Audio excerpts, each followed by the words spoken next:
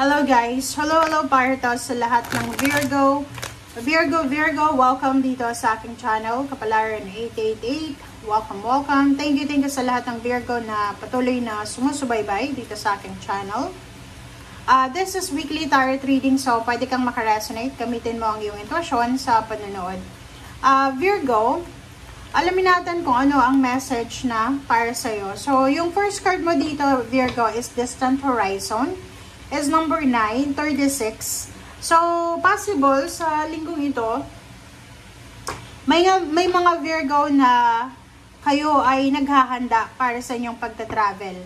So, possible na may mga Virgo na gustong magtrabaho sa ibang bansa, or may mga Virgo na magta-travel sa linggong ito, maybe galing ka sa ibang bansa, or galing ka sa city, pauwi ka ng probinsya, or from the province papunta sa city. Hindi naman nakikita kung anong gagawin mo sa travel na yan, but titingnan natin sa mga susunod na baraha. Virgo.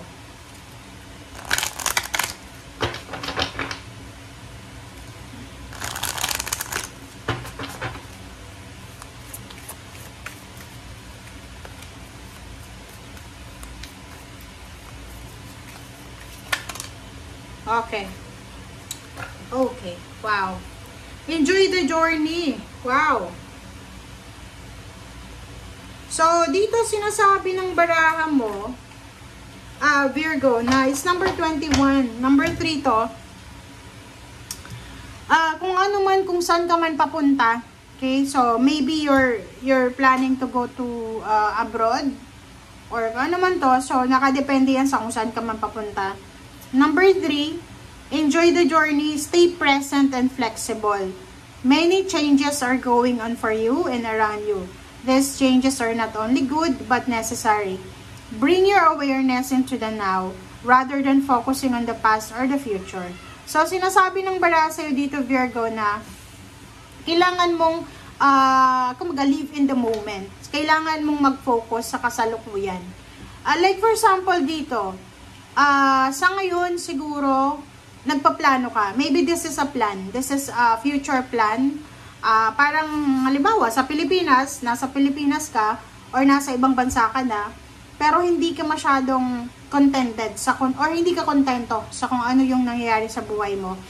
So, sinasabi ng baraha, just enjoy the journey. Enjoy the present situation. Live in the moment. Stay present and be flexible.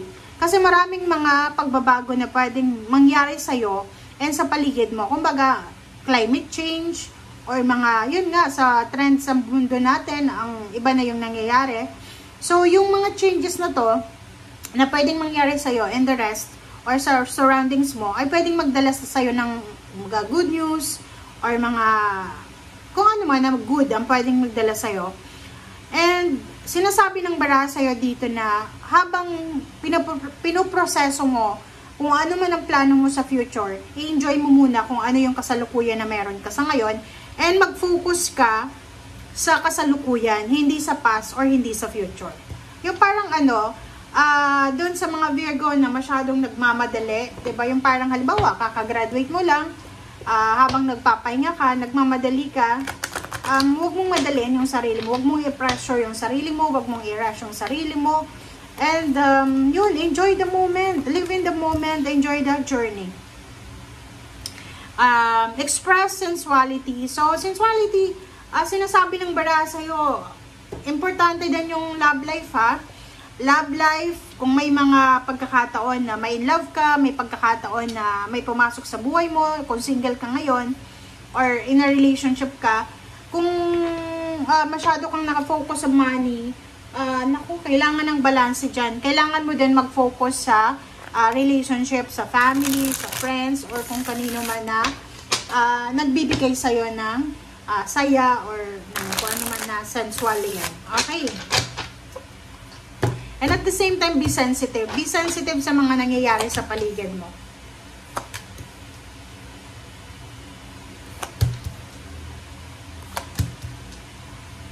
Alright. Virgo.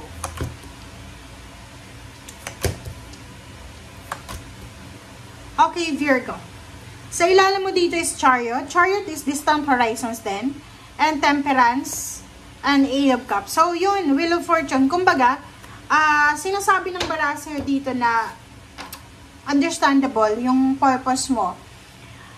Yung improvement, yung travel, relocation, or anything na successful na pinaplano mo, or pag-move, or kung ano man to na changes.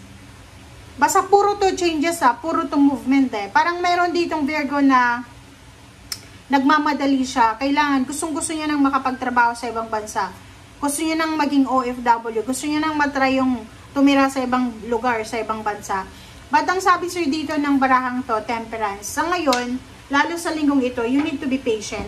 Kung naghihintay ka ng halimbawa ng contract from international or job offer or visa, you need to be very patient. Doon sa mga planong mag-OFW, kung ikaw ay nasa Pilipinas pa lang, nag-a-apply ka ng trabaho ngayon, papuntang Middle East or papuntang Taiwan or kung saan yung may mga gulo sa ngayon, mag-iingat ka, huwag kang magpadalos-dalos kasi